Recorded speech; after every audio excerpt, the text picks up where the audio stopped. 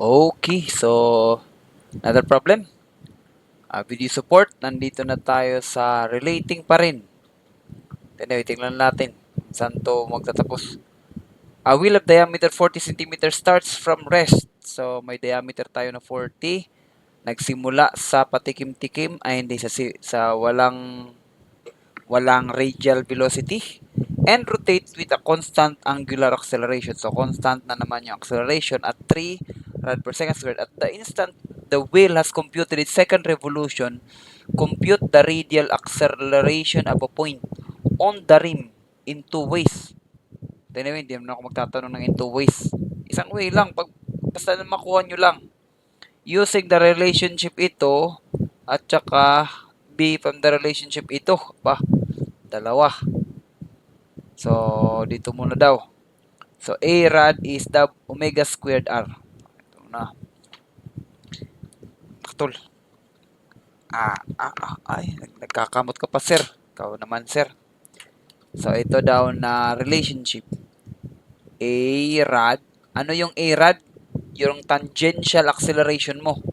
Again, pag may acceleration ka na constant na sa rim, actually, A rad at saka A tangential, dalawa yung acceleration mo na dyan. Diba? Pag meron ka ng, kaya lang, yung A radial acceleration in meters per second na yun. Usually, yung alpha z natin ay, that is angular acceleration. Ba yun ha? Angular acceleration, yung angle, acceleration ng angle mo, pag meron na yun, meron yang a linear acceleration. Yung linear acceleration, dalawa yung laman, a radial at saka a tangential. Iba-iba yun sila. So, hinay-hinay ng pag-intindi para ma-imagine nyo yung problem. But anyway, a rad daw is, yung unang binigay is omega squared multiplied by r. So, magpunta muna tayo sa ginagawa. I think this can be solved by using your calculus. Anyway, yung binigay natin, meron tayong angular acceleration na 3. Ito, angular acceleration to ha. Radial per second squared. 3 radians per second squared. Ano to siya? Ito yung d omega all over dt. Tapos, meron tayong second revolution. So, theta yun siya.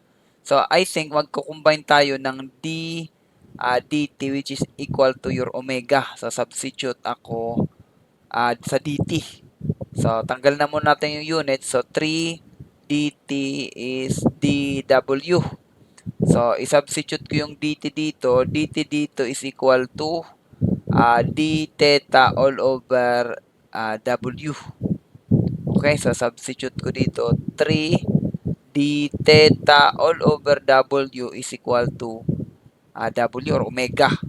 So, 3d theta is equal to omega differential omega. Okay. So, meron na ba tayong omega? That is yung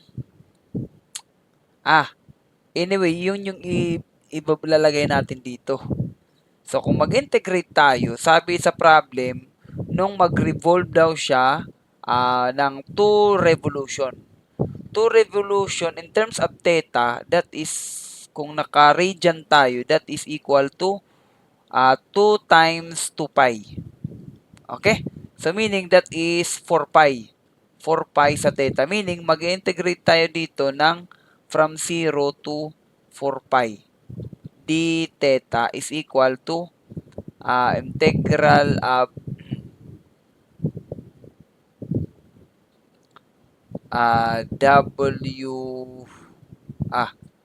integral of omega d derivative or differential omega. So, ano naman yan, sir?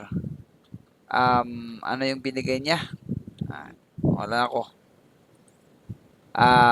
In two ways. Makakakuha tayo ng omega dapat dito. Anyway, to number na to eh. So, makakakuha tayo dito from 0 to omega. So, makakakuha tayo dyan ng omega squared all over 2.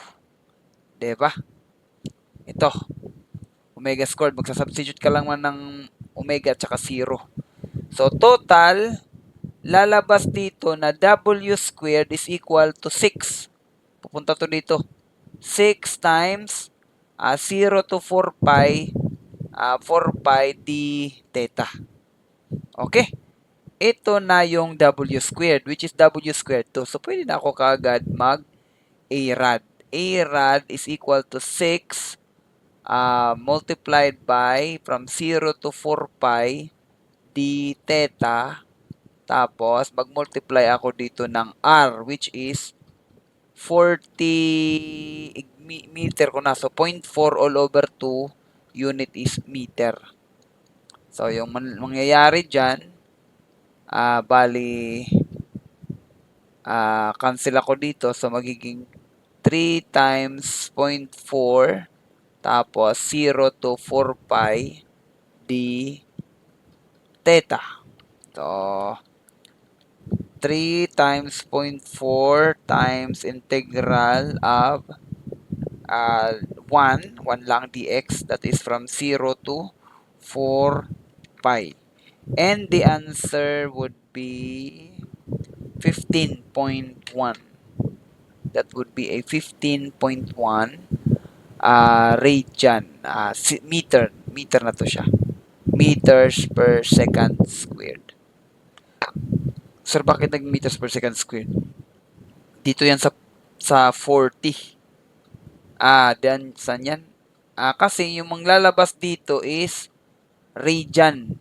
Yung lalabas dito is radian per second squared. Tapos, minultiply mo ng ito, 0.40 meters. Meters na to eh. So, ito yung meters per second squared. Yung radian dyan, natatanggal lang yan. So, that's the first solution.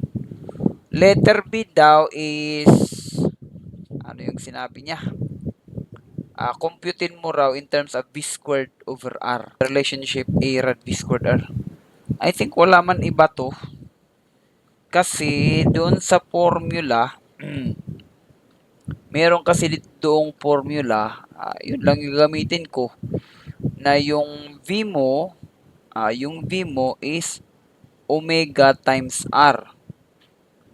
So, ibig sabihin, i-derive ko lang si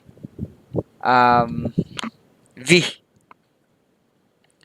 Si V, which is, galing dito, your omega squared is equal to 6 and then 0 to 4 pi d theta. So, mag-square to ako dito. W is the square root of 6 integral of 0 to 4 pi d theta.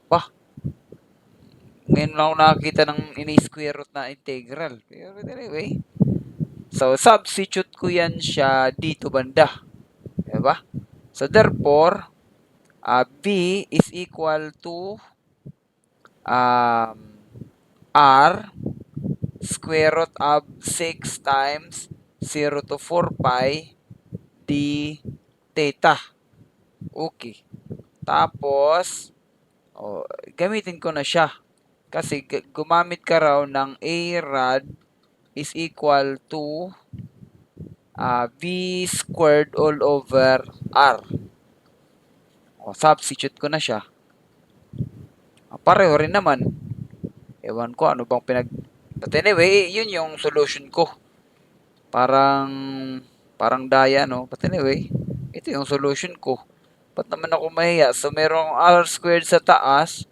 And then, yung 6, 0 to 4 pi, d theta all over R pa rin. R lang yan, R. So, cancel dito yung isa. Tapos, dito kasi is nag-squared siya. So, cancel to siya dito. Kasi nag-squared sa V squared, oh. So, squared to, squared to.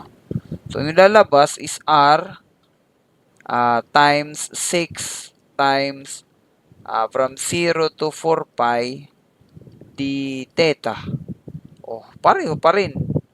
Yung lalabas dito kasi ito 0.40 over 2.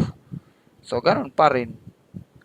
You have 15.1 meters per second squared. That is for your A rad. Di ko napipilitin. Anyway, isa lang naman din yung hihingin ko if ever i-ask ko to sa question.